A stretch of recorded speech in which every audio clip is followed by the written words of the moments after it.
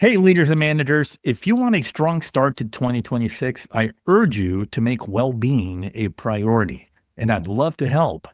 So, if you're ready to build a healthy, engaged, productive team that isn't burning out by April, I want you to join my Substack as a paid subscriber. Here's why, and I think you'll love this.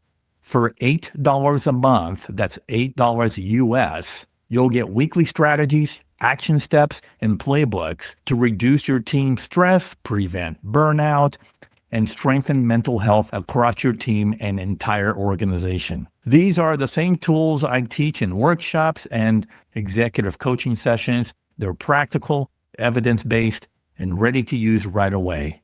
And here's what makes this different. You get direct chat and email access to me for leadership questions on the go, troubleshooting, and ongoing support. You'll also get access to live Q&A town halls, plus bonus videos, worksheets, and tools straight from my book, Humane Leadership. So if you want steady, real-world guidance to build and maintain a healthier, more resilient team all year, free of burnout, subscribe today. It's $8 a month or $80 a year for the discounted rate. And many leaders and managers even expense it through their organizations. So level up your leadership. The link to join and subscribe is in the description right below. Welcome to the Love in Action Podcast. I'm your host, executive coach, speaker, and author, Marcel Schwantes. I believe that when we show up with our full humanity to work and lead from a place of love, joy, purpose, care, and inclusion, it's going to make a radical difference in your leadership, your business, and your bottom line. This is a show about actionable, practical love, the verb, as a leadership and business strategy. Let's get rolling. Hey guys, welcome back. It's just you and me today, and I got something on my mind I want to share. So have you noticed how so many high-achieving leaders and executives, especially those in their 50s, maybe early 60s, perhaps you're listening right now, you start asking yourselves a kind of a surprising question, okay? Is this all there is?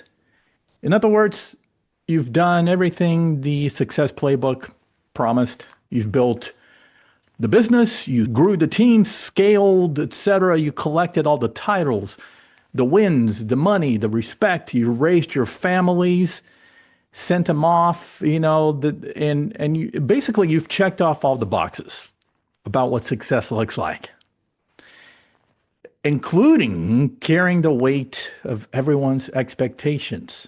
And maybe you've been doing this for a few decades now. And now you're realizing something feels off here. Like success no longer feels like success for you. So here's what I'm finding is that by the time leaders hit midlife, that sort of that mid 50s range, especially, they've often been running on decades of momentum, right? Ambition, responsibility, public identity, financial goals. You've hit all the metrics. But inside, there's this deep disconnect, and it's starting to creep in, and it's getting bigger and bigger. You now find yourselves, air quotes, going through the motions and kind of sleepwalking your way through a workday. Does that resonate? So on the outside, you're still decisive, right? You're still competent. You're still respected in the industry and by your peers. You're still moving fast. You're getting stuff done. But on the inside, you're tired. Not sleepy tired, soul tired. Your soul is exhausted. And this is usually the moment that leaders and CEOs begin realizing that many of their decisions appear right. They look good on the outside, but they just don't feel right on the inside anymore, right?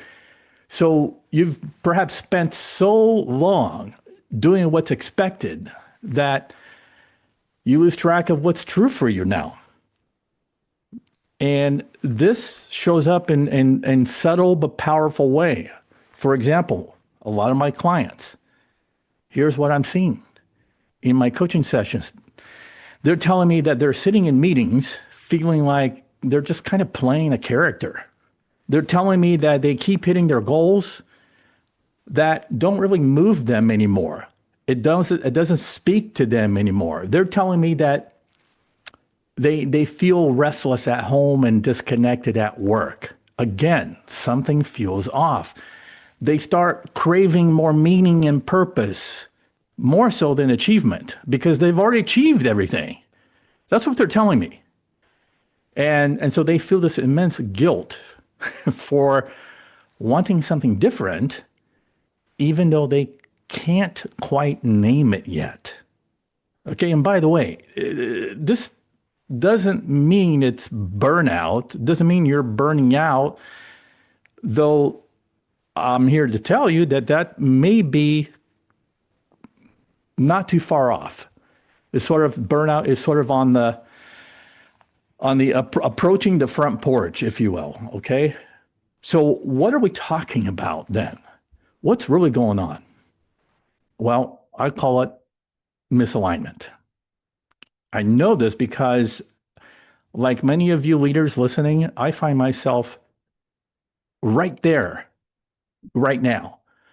My coaching clients, those midlifers that I mentioned are in their 50s, maybe approaching that 60-year mark. I'm finding myself right there with them. Okay, we're kind of huddling together and trying to figure out what's next for us. We're building good self-awareness.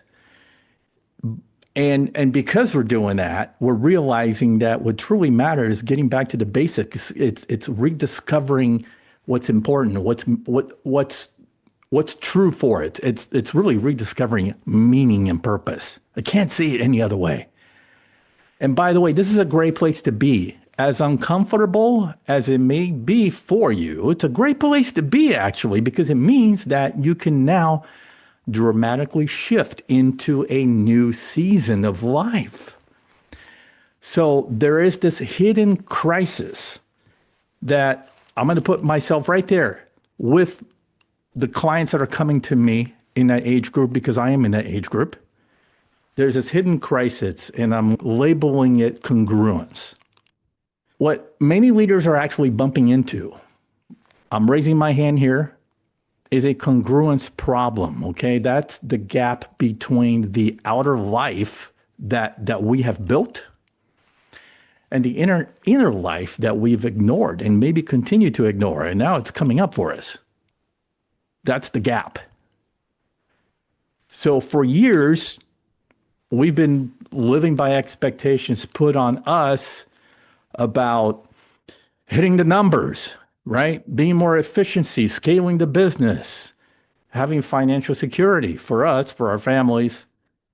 But our inner world has been kind of whispering, and gnawing on us about purpose, contribution, more connection, generosity, paying it forward, leaving a legacy. And most leaders don't recognize this shift as it's happening. So they keep grinding, they keep pushing, they keep performing. But your inner world always keeps score, right? And so by your 50s, the cost of ignoring that inner voice from that inner world becomes too heavy to drag behind you.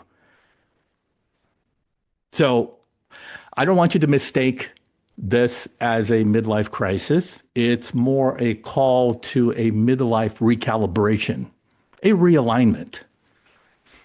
And for many leaders I coach, this is the moment they begin to see the truth. They built an impressive life, but not necessarily now the right life, the life they want to live. So it's time to pivot. If you're listening and I'm speaking to you right now and it's hitting you right between the eyes, it's time to pivot. So I'm going to offer you a few practical ways that you can start realigning your outer world with your inner world. Okay, number one, straight out of my coaching sessions, slow down long enough to listen to yourself. Most leaders I coach spend too much time drowning in the external noise, right?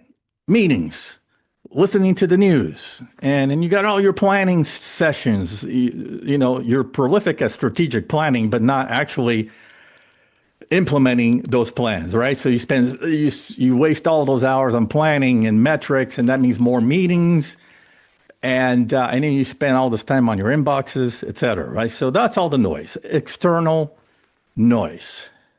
But clarity and alignment most of the time doesn't come from external noise, from the outside world. It comes in quiet moments of thinking and reflection. So leaders, I always advise my coaching clients, some of the highest level leaders in some of the biggest companies in the world, that you have to carve time to schedule stillness and sacred quiet time. Just like you schedule your board meetings, right? This is a non-negotiable. You got to bake it in to your day-to-day or week-to-week calendar. Number 2, you have to revisit the values that guided your early years. You may have misplaced those values. And this is kind of where I find myself now. And this is where I'm spending a lot of coaching time, also guiding my clients in midlife. Those values that shape your 50s. And if you're even in your 60s now, what you're rediscovering may not be the values that you aspired to live out in your 20s and 30s or even 40s. So my advice is to pull your values back into the light. Okay, this is what will matter mostly moving forward. So, question.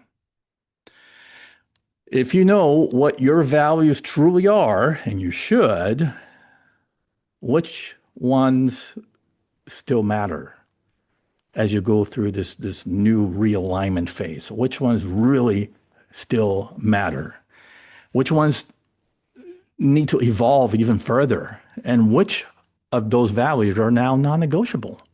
They are a guiding light for you to keep you on track to doing the things that matter. So they're non-negotiable. Which of those values are truly non-negotiable? So which still matter? Which ones need to evolve further? And which are non-negotiable?